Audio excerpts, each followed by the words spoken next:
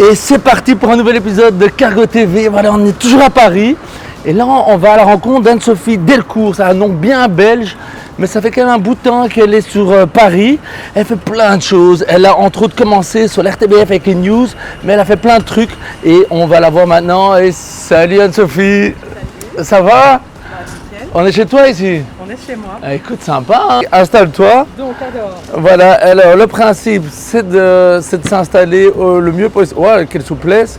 J'ai même mis un petit coussin pour que tu sois plus ou moins bien installé. C'est incroyable. Ouais, et ça, c'est la première fois que je le fais pour nos amis français, pour qu'ils soient bien installés. C'est chic. Mais toi, t'es pas française, hein, t'es belge. Hein? Je suis belge, je suis liégeoise. Liégeoise, Ouais.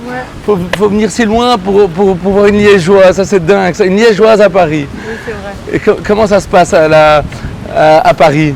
Bah écoute, là pour le moment il fait vraiment caniculaire. Ouais. Donc je suis très contente de sortir de mon bain, tu vois, pour avoir les températures. Mais moi je trouve que ça se passe bien. Hein.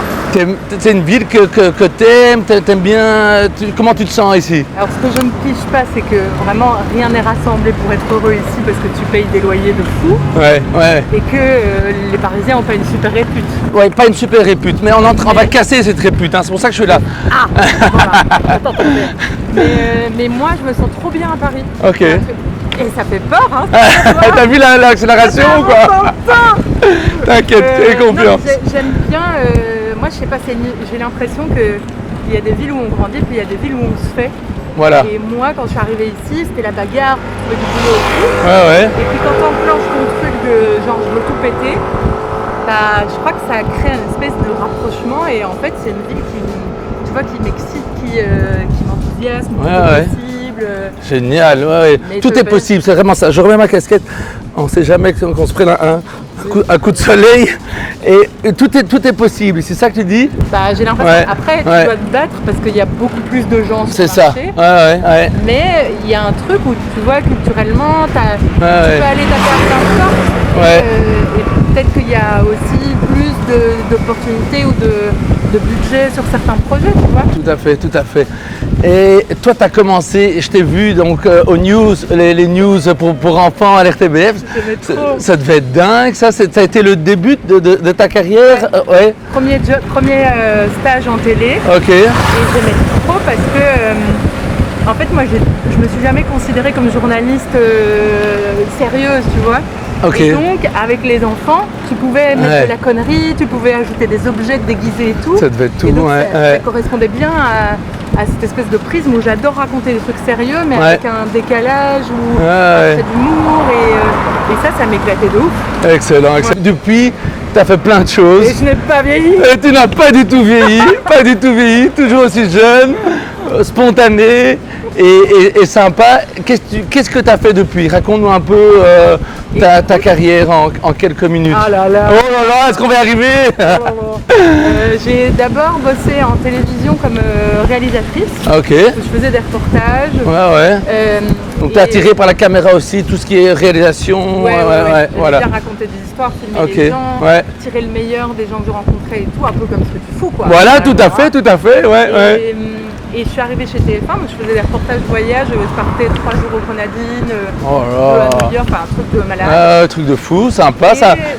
Pour TF1, c'était 50 minutes. Ouais, la fameuse émission. Quoi. Attention, de star. Ouais, voilà. Et en fait, je me rends compte que moi, le truc star, je m'en foutais un peu. Ouais. C'est plus le côté vie extraordinaire qui me passionnait. C'est ça, ouais. Et donc, je suis passée des reportages voyage. En fait, on m'a proposé de faire une chronique où là, c'était vraiment rendez-vous avec Shakira, Ryan Gosling, enfin des grosses célébrités, mais aussi des comédiens moins connus, ou des chanteurs. Chaque fois des petits reportages avec des gens plus connus. Oui, mais même tu avais un compte à rebours de, par exemple, Shakira, c'était 1 minute. Ouais, c'est ça. Tu avais 30 secondes qui défilaient, et t'étais là, putain, faut que tu sois... faut être un peu réactif et bien éveillé. Ouais, c'est ça, quoi. Et ça, c'était assez challengeant parce que tu vois, créer un lien avec un inconnu, c'est déjà pas... avec un inconnu connu, qui envoie je sais pas combien à la journée et qui tout le temps. Qui répètent toujours la même chose, ouais. Il faut venir avec un truc un peu original. Oui, moi, ça me titillait vachement. Ok. Et puis après, je me suis rendu compte qu'en faisant mes interviews, je rajoutais de la fiction ou des trucs d'impro. Ok. Et donc là, je me suis dit, bon. Tu te racontes des histoires. Donc, j'ai repris des écoles, une école d'art dramatique. Ouais, génial. Ouais. Et j'ai commencé à injecter dans mes récits documentaires de la fiction. Ok. Et donc ça a commencé parce que j'avais pas de budget au départ, j'avais vu. Je m'intéressais à la contraception masculine. Ouais. Et je m'étais dit, gros sujet, ça, ouais. Gros sujet. Ouais. T'es contracepté, toi? Non, pas du tout, pas du tout. Peut-être un jour, mais là, pas du tout. Ok. Ouais, mais écoute, on sait jamais que ça arrive. Hein. J'en connais beaucoup qui s'y ont mis. Et c'est vrai que c'est une étape à franchir. Mais pourquoi pas? Hein? En tout cas, moi, l'idée, c'était de parler de ça. Je me suis dit, je voudrais bien faire un film, sauf que faire un film, ça demande du budget. Ah ouais, bien. Et donc, tu vois, c'est incroyable. Ils se baignent ici on est Canal Saint-Martin ici, c'est assez fou comme. J'avais promis un petit tour. Un petit tour bien sympathique où on découvre plein de choses ici et ça se baigne. et donc, je voulais faire un film mais j'avais pas de budget. Et en fait, pour moi, le roman graphique, ça permettait de construire une histoire comme un film. C'est ça. Mais que ce soit pas impossible. Ouais, c'est ça. Mais c'est comme si tu faisais un storyboard en fait. Donc ton film, il est prêt maintenant. Il faut. Non, je veux dire, il faut trouver l'équipe quoi. Oui, voilà. Il faut trouver l'équipe, un peu de financement. C'était ça, moi, mon moyen de me dire, ok, si je peux pas rentrer par la porte, attention, il faut bien parler. C'est pas grave, je partirai, j'entrerai par la fenêtre. C'est ça. Et du coup, voilà. Et en fait, j'ai adoré faire ça. Excellent. Et du coup, j'ai continué à faire ça, à bosser mon jeu. Et puis après, j'ai enchaîné avec des interviews d'artistes toujours, mais avec une twist de fiction. Ok. Où j'incarne en fait une DRH insupportable. Tout à fait. Des entretiens d'embauche où tu es assez sérieuse et on ne sait pas trop si non mais si la personne en face elle est sérieuse ou pas, elle sait, c'est très bien fait. Il y a un doute quoi. Moi j'en ai regardé quelques. L'objectif c'est de laisser un peu douter. C'est ça.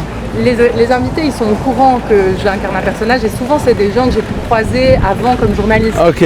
Donc ils savent d'une part que c'est une vraie interview et que s'ils sont mal à l'aise avec un truc, ils peuvent me le dire et que c'est un terrain de jeu qui fait aussi que eux ils sortent de l'entretien classique où ils ont leur mode automatique de réponse et au final ça donne des moments au début gênants parce que finalement ils oublient qu'ils sont dans une interview et ils sont un peu mal à l'aise et puis en même temps des moments humoristiques parce que poser des questions normales d'entretien d'embauche, voire des vieilles questions d'entretien d'embauche à des gens qui n'ont pas des boulots normaux, ça me fait délirer. Ça crée des situations assez...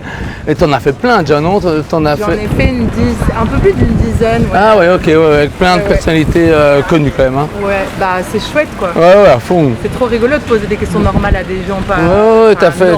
mais connus, c'est bizarre quoi. Ouais, excellent. Et donc là, tu es en train d'écrire, en train de réaliser ton deuxième, comment est-ce qu'on dit, roman graphique, tout à fait.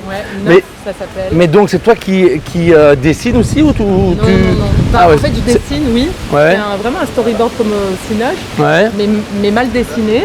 Ok. Et après, je confie ça à quelqu'un qui sait très bien dessiner. Et qui va retraduire dans son cerveau ce que je lui raconte. Et voilà. Donc, deuxième roman graphique qui est une retraite de silence. Une retraite de silence, attention. En fait, j'ai passé 10 jours où tu es dans le silence et tu médites 10 heures par jour, tu te lèves à 4 du mat. Moi, mon objectif dans cette retraite, c'était de me dire, ok, et ça c'est une autre histoire, mais j'ai fait beaucoup de thérapie dans tous les sens, beaucoup de développement personnel et tout, mais au point de me demander à un moment donné si j'étais autonome émotionnellement. Et en fait, partir 10 jours, c'est se couper, tu donnes ton téléphone, tu peux pas lire, tu peux pas écrire, tu te coupes du monde, tu peux pas parler, tu peux pas regarder les gens qui sont autour de toi. Et donc c'est quoi être pendant 10 jours personne ne servir à rien. C'est fou. Et personne te connaît, personne te cause. Et donc ça gamberge dans ta tête non-stop. Et dans ta tête, c'est le seul endroit où tu peux un peu t'évader en fait. Tu peux réfléchir à des choses. Non, il y a un jardin assez petit. Ok. Pour bien Et le jardin, c'est vraiment ce qui a été le plus ressourçant.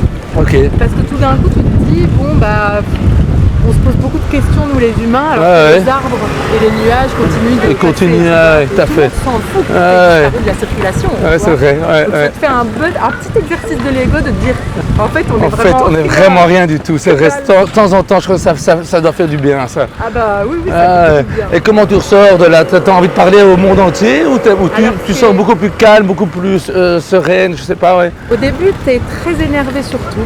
Ok. Après, tu commences à être... en fait, c'est là qu'on va te voir. Ah ouais, là, je tourne. Excusez-moi, monsieur, merci. Ça monte, là. Ça monte, on dirait pas. En fait, au début, tu commences à remettre en question. Tu te dis, j'aurais jamais dû faire ça, je m'ennuie, j'ai mal. Tu as plein de douleurs physiques, etc. Et puis, il y a des trucs trop bizarres. C'est que tu commences à ressentir ton corps différemment. C'est-à-dire que, vu que tu parles plus, par exemple, tu entends 10 fois mieux. Ah ouais. Genre des skills trop bizarres. C'est vrai qu'on dit... Il y a à un moment donné, j'entends un bruit, à 10 mètres, je vois une taupe qui rentre dans un trou. À aucun moment... Dans la vie normale, tu verrais ça, quoi, ouais. Peanuts. Et en fait, tu te mets à être vraiment à l'écoute des bruits de la nature.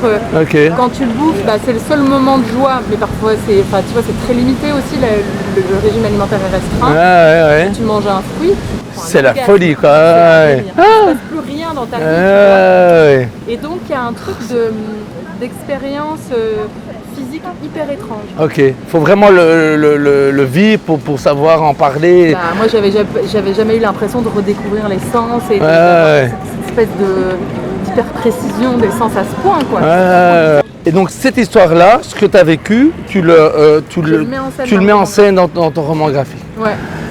Et après, autour de ça, en fait, si tu veux, pendant cette retraite de silence, il va se passer un truc, il va y avoir un souvenir enfoui qui va ressurgir, dont je me souvenais pas. Ah ouais. Et en fait, ça va venir expliquer pourquoi j'ai fait autant de thérapie, etc. Donc en fait, le podcast, il raconte avant cette retraite de silence et après la retraite de silence. C'est un podcast en 2 épisodes. Et ça démarre avec un truc que je m'explique pas, c'est que je fais un choc post-traumatique au moment des attentats en 2015.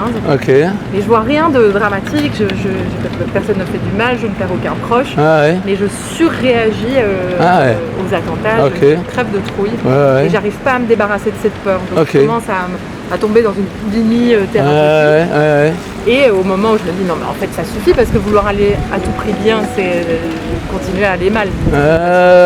Il faut d'abord se soigner, tu veux dire, pour... c'est surtout si tu te soignes tout le temps. Si tu passes 5 ans à te soigner, c'est que tu t'entretiens aussi le fait d'aller mal. Tout à fait. Et donc, quand je suis arrivée à ce truc-là, je me suis dit là il faut s'arrêter, c'est-à-dire qu'il faut reprendre la vie, arrêter de l'analyser. Et donc je suis partie à cette retraite de silence et j'ai compris en fait que l'état que j'avais vécu, les symptômes de choc post-traumatique et la dissociation, c'était lié à quelque chose de beaucoup plus loin dans ta vie. Je suis ressortie de cette retraite de silence finalement avec quelque chose de rassurant en me disant en fait, je suis pas folle. Et ça fait du bien. Ça fait du bien de s'en rendre compte. Et les autres... Est-ce que je suis la plus équilibrée? Écoute, on ne te demande pas non plus d'être la plus équilibrée au monde. Mais voilà, tu as retrouvé un peu, comment est-ce qu'on dit, un sens à ta vie ou pas spécialement? C'est ça qu'on peut dire? Finalement, tout ce sympa ici, guérison, ça a pu se réveiller la liberté artistique. C'est ça, liberté artistique. L'envie de me dire, ok, je peux tout me permettre. Je peux essayer d'être comédienne à 40 ballets. C'est ça, on peut tout. Il n'y a pas d'âge. Moi, j'aime beaucoup ça quand on est dans ce genre de réflexion. Il n'y a pas d'âge pour vraiment faire ce qu'on veut faire. Et il faut juste y aller, il ne faut pas avoir peur. C'est facile à dire, mais je crois que beaucoup de gens se mettent un peu des limites qu'il ne faut pas. Et puis par ailleurs, là moi je crève de trouille. C'est ça. Mes affaires vont sortir dans pas longtemps. Pour roman graphique, je raconte des trucs hyper intenses et très intimes.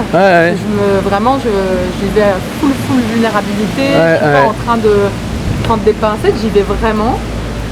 Et je crève de trouille, mais j'y vais quand même. Mais chaque matin, je me dis, mais qu'est-ce que tu as été... C'est bien de se taire aussi. Et donc ce roman graphique, où est-ce qu'on peut le trouver bientôt? Librairie. Ça s'appelle Neuf et ça sort aux éditions Tana. Et le podcast, ça s'appelle Anne-Sophie et le loup. Ok. Ce sera accessible sur toutes les plateformes et c'est produit par Louis Média. Ah ben génial. Écoute, j'espère qu'on arrivera à voir ça en Belgique aussi. Ouais, bien sûr, tout sera en Belgique. Ah ben voilà. Et oh. Eh oh, quoi ici? Et puis quoi encore? Ça va bien, hein, la France, ça va bien. Hein. Ben écoute, je vois que tu fais plein de choses et bravo parce que c'est pas facile c'est chouette de vivre de ses passions, mais c'est. Est-ce que j'ai envie? Si vous achetez. Si vous achetez. Non, je ne vis pas de mes passions. C'est ça, ouais. Mais je travaille pour un jour, ouais, ça. Ouais, voilà. Mais vivre de ses passions, c'est pas encore le cas, quoi. Non, mais je me débrouille parce que c'est plus fort que moi. Ouais, voilà. Il faut que ça sorte, quoi. Ouais. Faut que ça sorte. Faut que ça sorte tout ça. Mais écoute, et comment est-ce que tu vois l'avenir proche Franchement, j'ai bien envie d'aller me faire dorer la fille au soleil. C'est déjà pas mal ici, non? Impeccable. Ouais, non, mais voilà. Je pense que. Et puis après, vendre de nouveaux récits. Mais c'est ça. Franchement, ça ne m'appartient pas. Il faut voir si ça marche déjà, si c'est bien. Voilà. Écoute, ça m'a l'air très très sympa. J'ai envie de le lire et de le voir surtout. Parce qu'il n'y a pas que de la lecture, il y a aussi des images. Si jamais on n'a pas envie de lire, on peut regarder les images, c'est ça? Exactement. Voilà. Puis après, tu peux aussi écouter en t'endormant le podcast. Voilà. Ouais. C'est pas pour les enfants, là c'est pas les news, c'est pour les... Ouais, non, c'est plutôt adulte. Plutôt adulte, ouais. Bah écoute, top. Bah, un grand merci Anne-Sophie pour ce moment sympathique ici à Paris, à côté du canal Saint-Martin, qui est quand même incroyable. Et j'espère qu'on se croisera peut-être à la capitale belge une fois. Je dirais si j'organise des trucs là-bas. Voilà, on viendra te voir. Un grand merci. Merci. Et à une prochaine. Ah bah oui, ça va bien.